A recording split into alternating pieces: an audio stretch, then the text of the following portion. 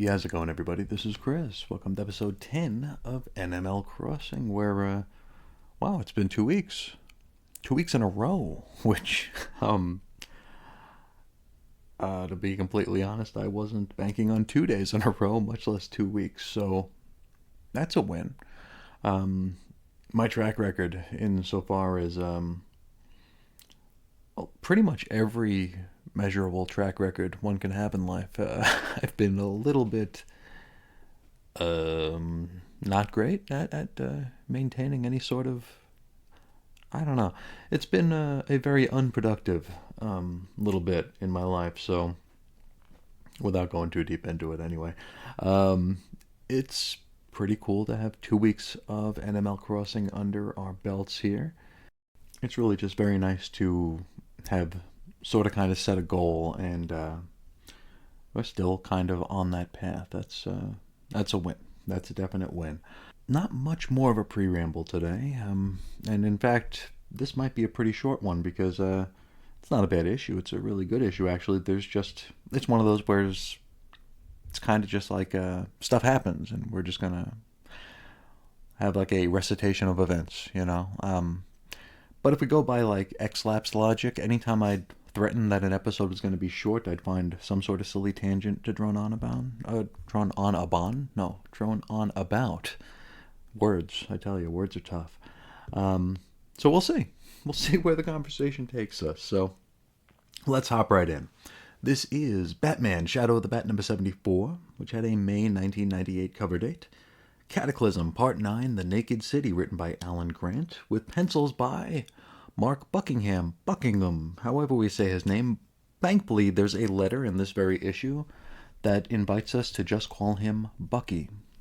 I don't know that I can do that either. I don't know.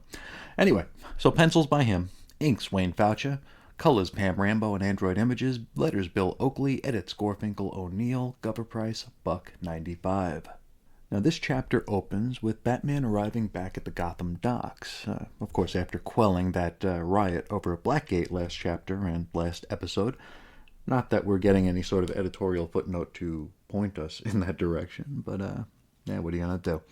Now, it goes without saying, Batman is exhausted and in a tremendous amount of pain, and all of this is narrated quite purpley. I tell you, maybe I just never noticed Alan Grant's writing style before. But just like last time, it's this sort of like poetic, almost like lyrical sort of stuff. And I mean, that's not good. It's not bad. It's just something that I'm like kind of like hyper noticing right now. I'm like hyper aware of this prosy sort of narration we're getting. Anyway, Batman pulls himself up onto dry land and surveys the damage left by the very bad thing that happened at 7:03 p.m., which is to say, he sees that pretty much the entire city now lay in ruins. In the distance, our man hears someone crying out for help. You see, there are survivors buried in a cafe that had collapsed on them, and Bruce is able to dig them out. From here, we hop over to Bloodhaven, where we rejoin Tim Drake, who's he's trying to broker a way into Gotham.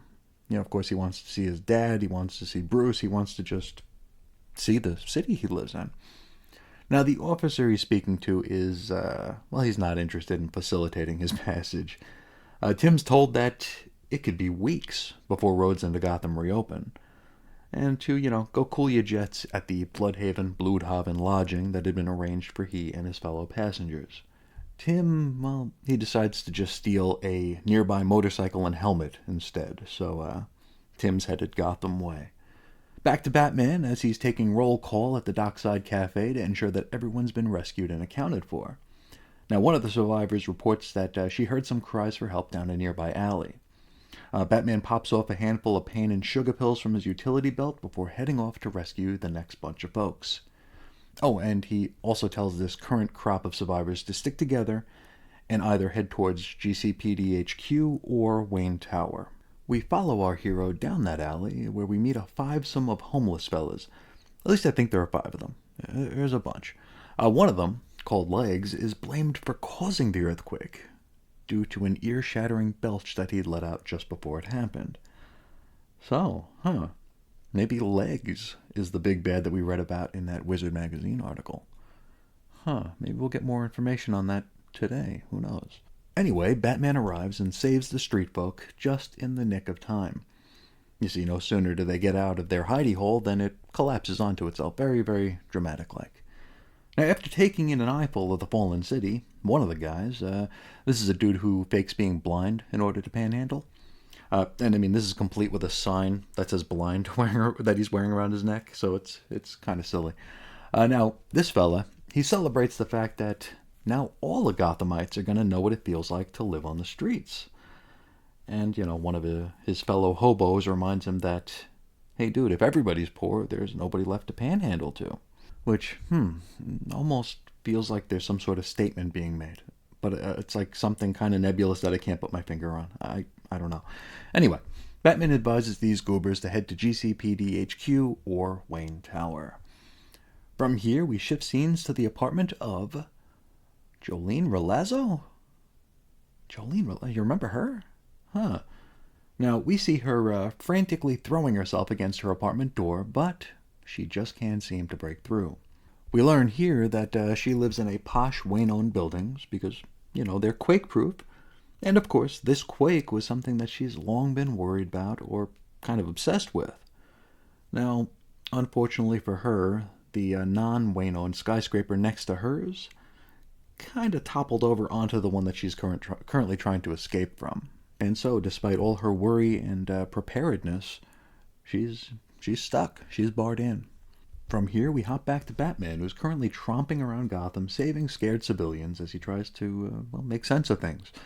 Or, at the very least, plan his next move. His thoughts go to his friends and family. Alfred, Harold, even Ace gets a mention.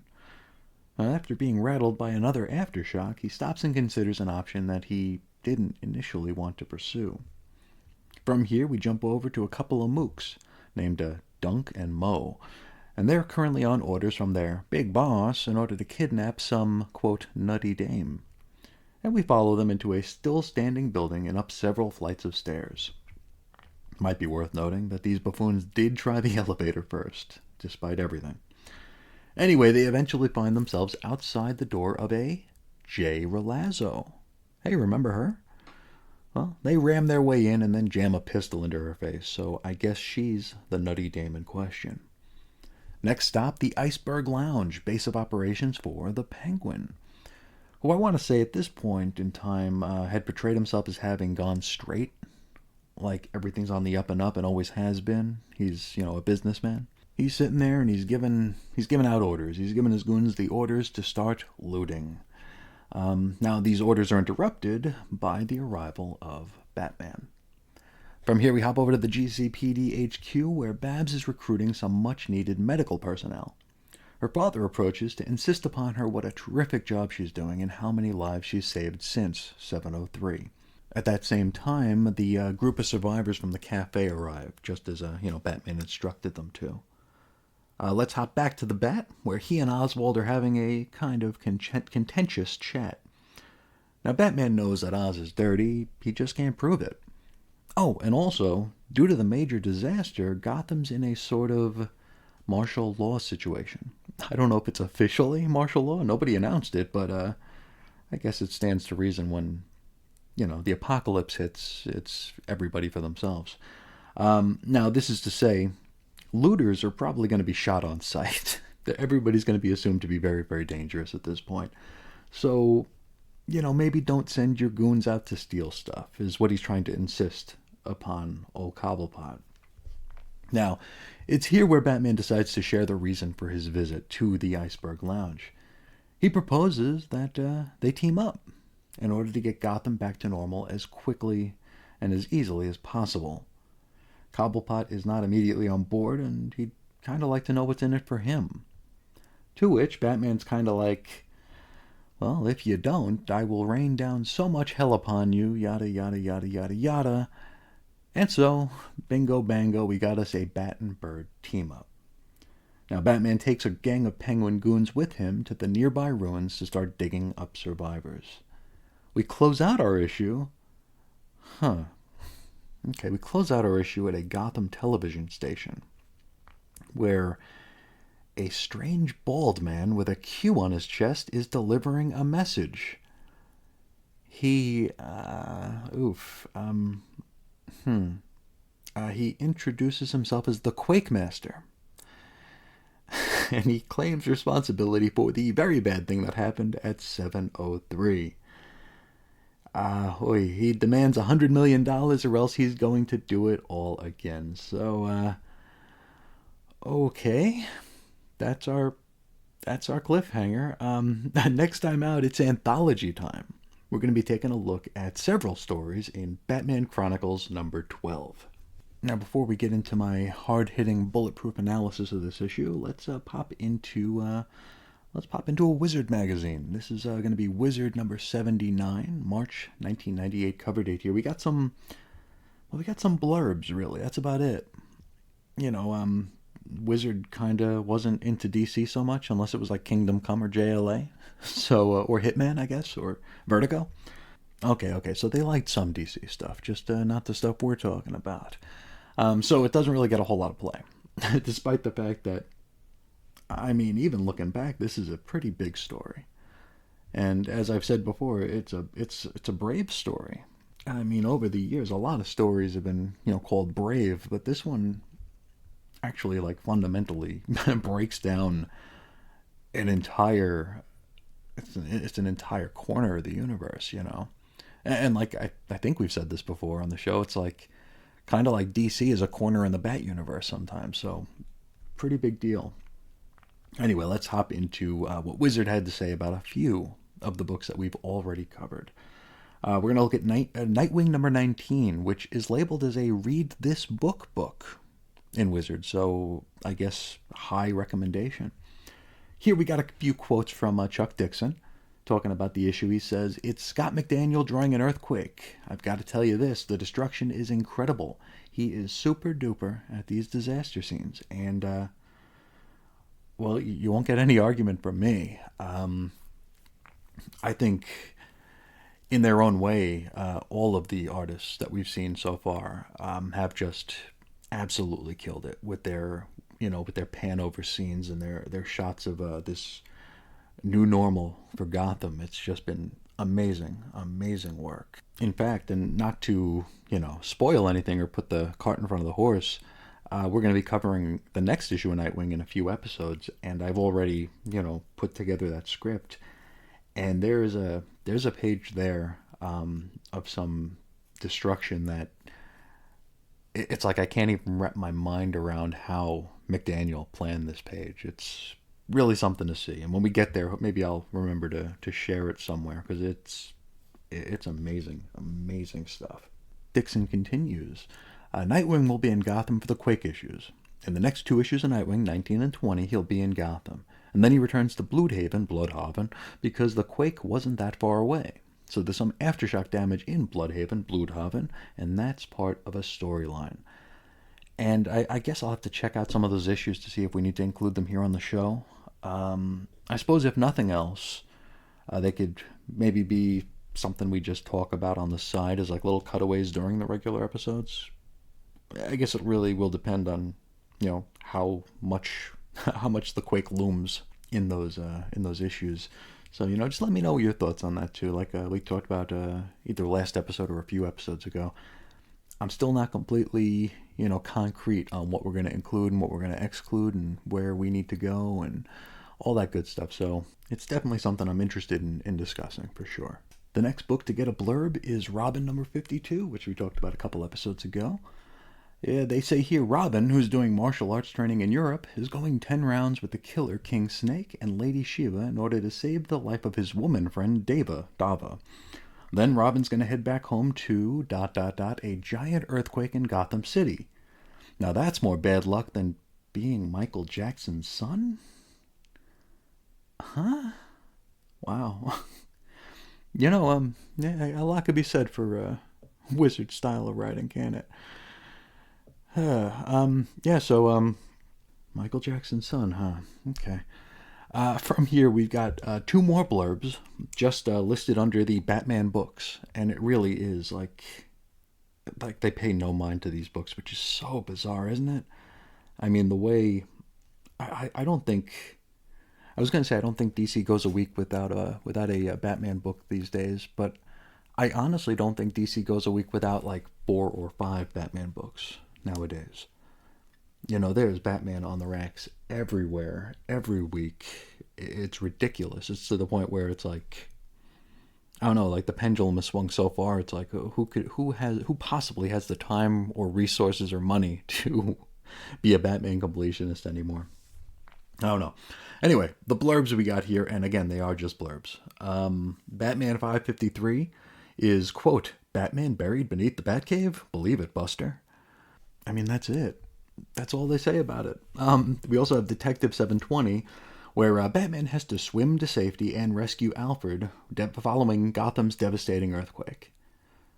And I mean, fair play, that's what happens, but wow, not a whole heck of a lot here out of the folks at Wizard. And now for the proverbial shiggles, we'll take a look at the top 10 for December 1997 here. Because I just want to see how this big crossover event affects Batman's standing on the top 100 as we go through it. Our top Bat book for December 97, so before Cataclysm kicked in position number 39 is Batman 551. So, can you imagine Batman, the ongoing, ranking like not just out of the top 10, not just out of the top 25, but like sort of on the back end of the top 50. Very, very bizarre. Worth noting, perhaps, the top DC book is JLA number 15, which is in position 10 for the month.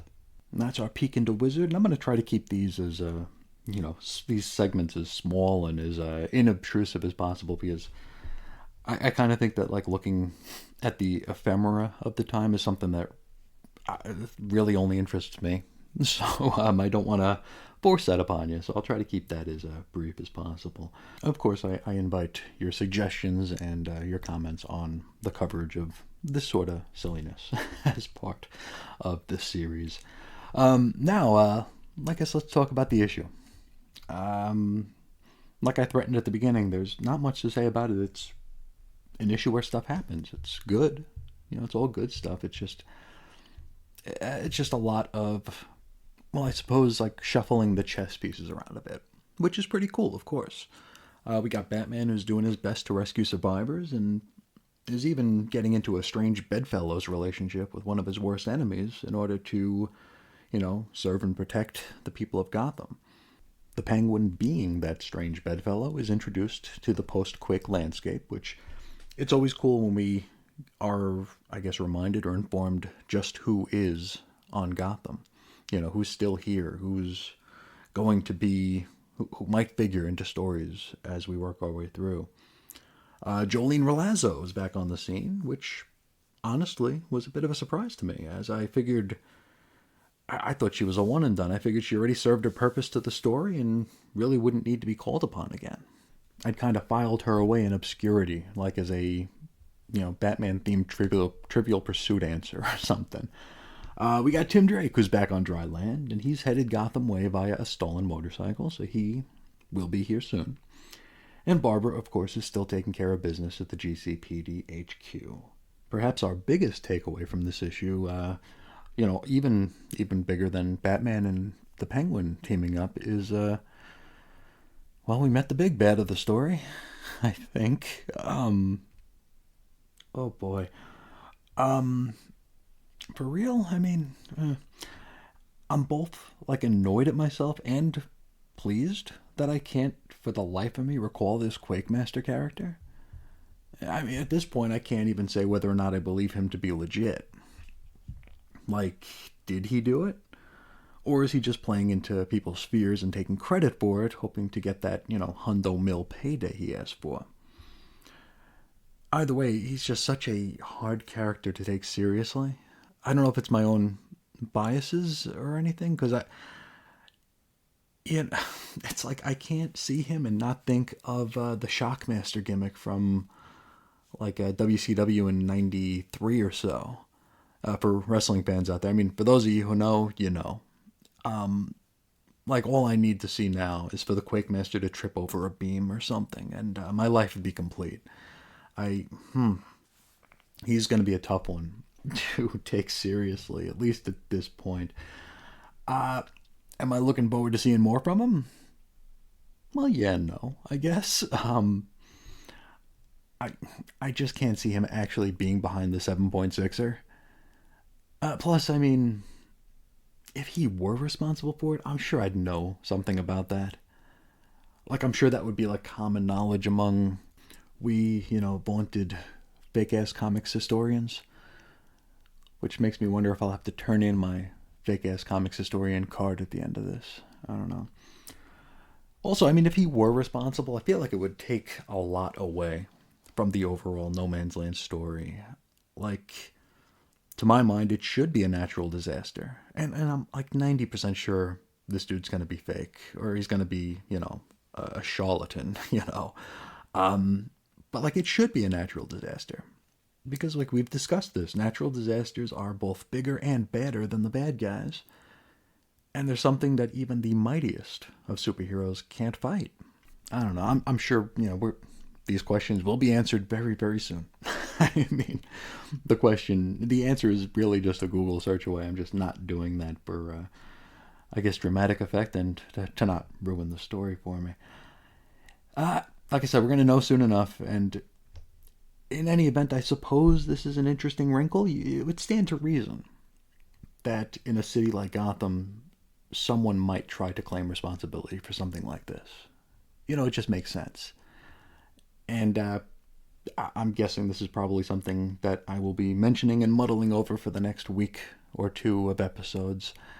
So I guess we have that to look forward to. Please listen anyway.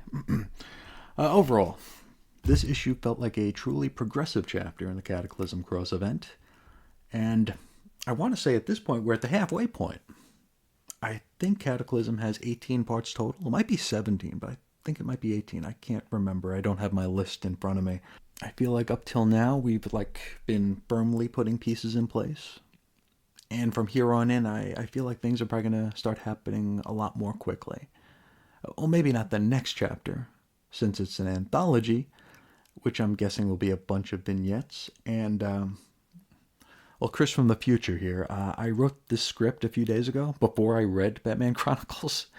In the time since, I have read it and scripted it, and, well, spoiler alert, yes, it's a bunch of vignettes. Again, please listen anyway. But having said all that, this was a great issue. The art was wonderful.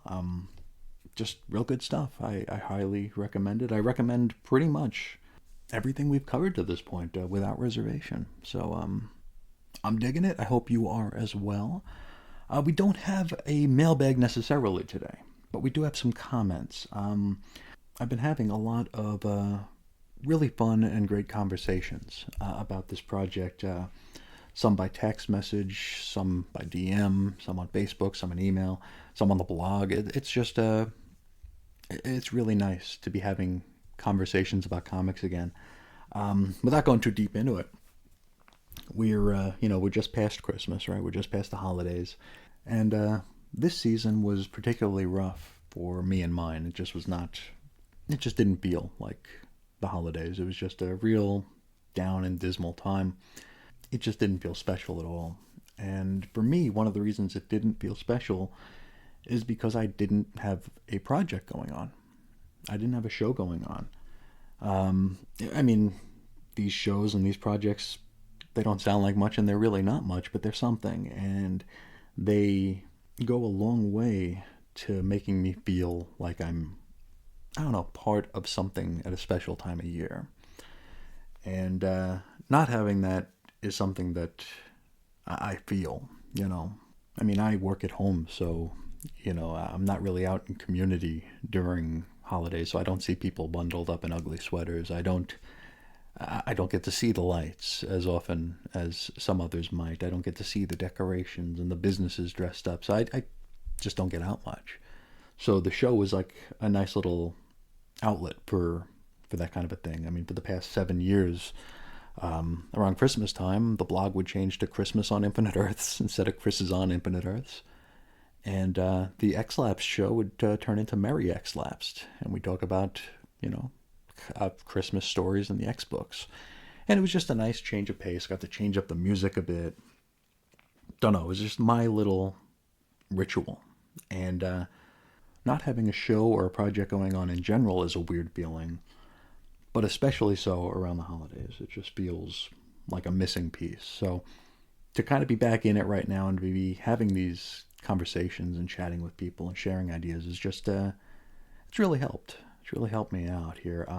So I continued talking to our new friend Eric, who told me that the Omnibus, the No Man's Land Omnibus, and the newest trade paperback collection includes Robin number 52 in its entirety, which that's I imagine that being very, very jarring, like we've talked about during that Robin episode, where it's like you go from the Quake in Gotham to some martial arts saga in Eastern Europe, and then back again. So I imagine that's probably a weird fit in the omnibus and the new trades. I heard from our friend Andrew, who said that his newer but not newest Cataclysm trade does include the last few pages of Robin number 52, which definitely makes more sense. You know, it's still kind of an odd cutaway, but at least it, you know, at least it informs the story or it fits into the story. My Cataclysm trade is from the turn of the century, and it includes Robin 52 entirely. It goes straight from Catwoman to Blackgate, so we don't see Tim arriving back in Gotham City. At least not at the spot where you'd expect it to be. Maybe it's later. I haven't flipped through the entire thing yet, so maybe right before Robin 53 they put it in there. I don't know. But I'd like to thank Eric and Andrew for the information and also for for chatting with me. It was a good time. Eric told me that he was referred to the show by the gang over at Weird Science, which that's where I got my start, over at Weird Science DC Comics. That was the first podcasting gig that I had. It was where I met and started working with Reggie. Very, very special show, a very, very special group of folks over there, and it's nice to know that no matter how many times I've flaked on them, and I have flaked on them quite a few times, they're still friends and they still got my back. So big thanks to the GFC. Had a great chat with Walt that frustrated us both because we were talking about the volume numbers, Michigas, that I've been kind of letting wriggle into my my brainstem and not shutting up about. But I'm always so interested in hearing how people count different volumes and they catalog, because I mean that's a pretty big part of, for lack of a better term, comics culture, right? We catalog things. We're our own librarians, and we build these libraries. So how you organize them, file them, and catalog them is it's part of it. And I know there are apps that do it, and there are some great apps that do it. CLZ is one that we used to advertise over on the Cosmic Treadmill, and it's cool seeing how maybe cool is not the right word for it, because I mean none of this is cool. But it's interesting. It's eyebrow raising when you see how the different apps will count volumes. Like our man Ed said, he'll sometimes do it by the year of launch. And yes, there are apps that do that as well. There are some that have like Robin 1993.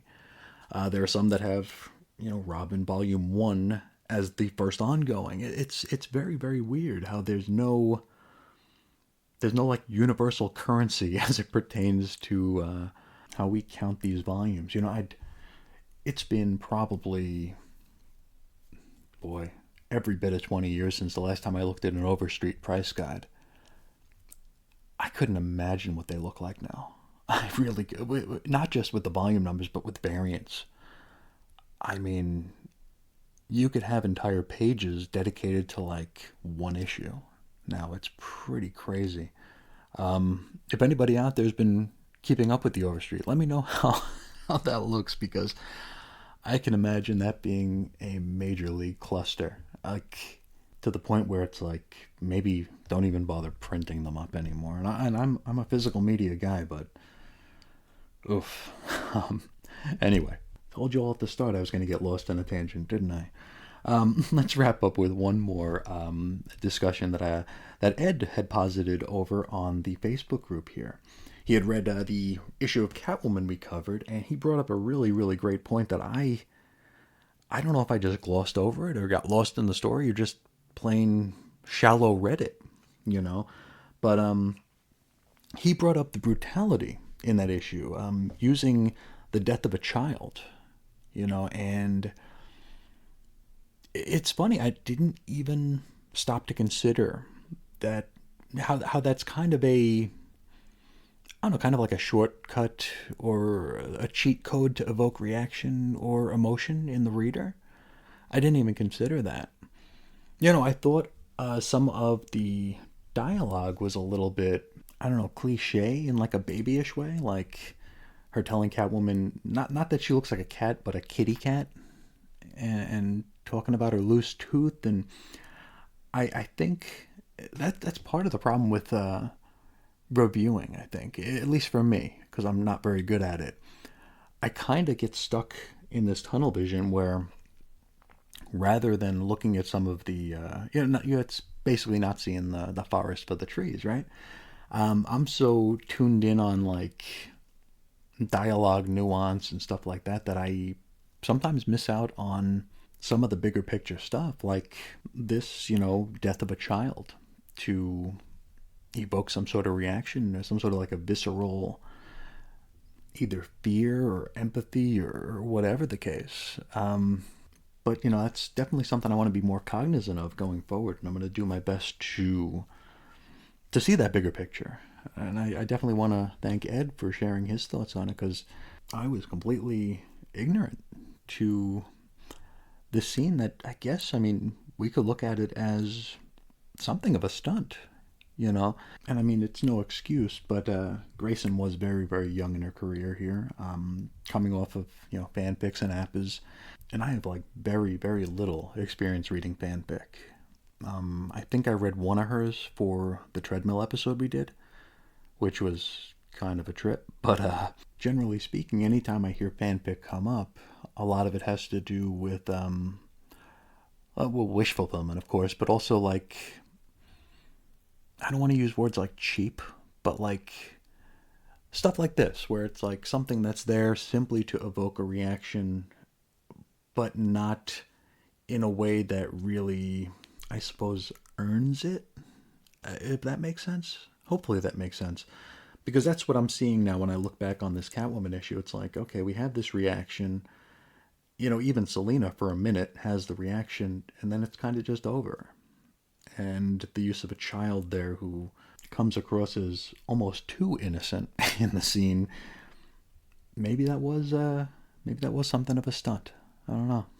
Of course, I would love to hear everybody's thoughts on that scene and on, you know, the trope in general. I want to have those discussions here, and hopefully it'll help me out in order to recognize them as I'm seeing them rather than after the fact. And it could be something we discuss in, I guess, quote unquote, real time. But anyway, I think that's where we'll cut things off for today and for this week, unless I do something over the weekend, which I probably won't. But if you'd like to reach out, you can find me all at the same places as always. Chris is on infiniteearths.com, weirdcomicshistory@gmail.com, 90s X-Men on Facebook, Ace Comics on Twitter, all those places. And like I said, I'm getting better about responding, so that's another win for 2024, Chris. I tell you, we take every win we can get. And with that, I want to thank everybody out there for sharing a little bit of your day with me today. And until next time, as always, I'll talk to you again real soon. See ya.